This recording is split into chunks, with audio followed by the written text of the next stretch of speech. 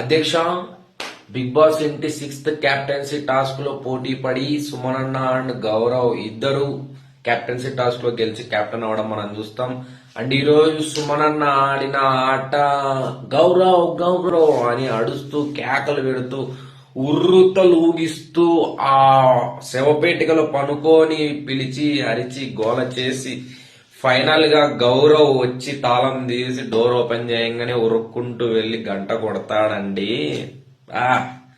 అక్కడ big boss ఇంటి కంటెస్టెంట్లు అందరూ వచ్చి సుమన్న కెప్టెన్ అంటూ అరుస్తూ గోల చేస్తూ వాళ్ళ హ్యాపీనెస్ ఇప్పటి వరకు ఏ కెప్టెన్ ఎవరు కెప్టెన్ అయినా సరే అంతగా ఇంటి కంటెస్టెంట్స్ అందరూ ఎంజాయ్ చేయలే.